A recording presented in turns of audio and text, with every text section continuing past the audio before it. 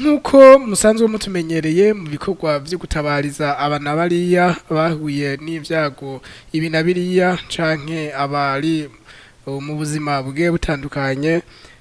Kuri uyu munsi twagendeye ku bitaro bikuru vy'Ingozi aho twagiye kuraba umuvyeyi yibarutse ubushuri ku munsi wa kane w'igenekerezo rya 9 ukwezi kwa12 umwaka wa 2021.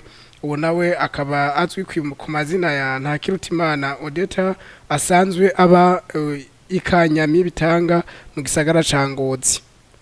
Jewe nkaba nitwa NTAKIRUTIMANA Odette bako mutumba wa Kanyami bitanga ntara ya Ngozi. Aha mu bitaro ndahamaze indwi zibiri. Indwi zibiri zose. Ego biko byarangoye kuvyara. None muri izo ndwi zibiri mubona ku bijanye n'imibereho yo ngaha mu bitaro bigenda neza vyo byifashe gute? Byifashe neza kubera abana nabibarutse hirya y'ejo kuwa kane. Nkuko avyigana yavuze yuko yarasanzwe afise n'abandi bana babiri yibarutse. Afise abana babiri nibo twari tumaze kuvyara. Amahasa raragize abagira gatatu. Ni kuvuga bace abana batanu. Akaba asaba uwo wese yogira ico aterereye kuko asanzwe ari ntaho nikora yuko yomufata mu mugongo kugira ashobore kuronka uburyo bwo kurera abo bana narijya nabo bandi babiri yibarutse basanzwe ari abanyeshure akababona yuko ataco bazohava bamufasha mu kurera abo bandi bana.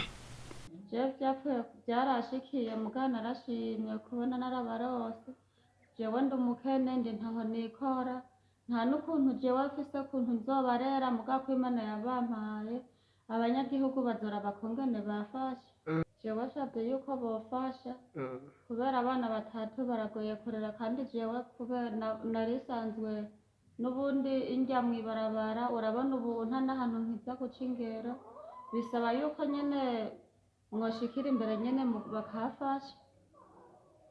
Nta n'uwo afise azobafasha kumuheka n'abo bana n'abanyeshuri ni babiri ntibazobafasha kubaheka niyumviriye kubahebesha ishure vyose vyananiye. Oya ntubahebesha ishure kwiga navyo ni vyiza gose cane. Reka tugushimire wongere widondora abadukurikiye ngira hariho abo batumvise amazina yawe.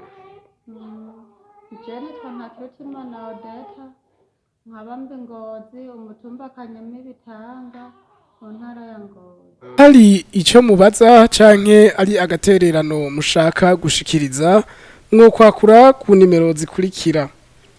Mwokwakura uwitwa Fatuma asanzwe ari umubanyi wa NTAKIRUTIMANA Odette kuri 62 75 17 52 canke mukakura ubuyobozi bwa Kugasaka Web TV kuri 79 amajana 840 amajana 630 canke mukakura witwa Ezekiel ku 68 94 16 42.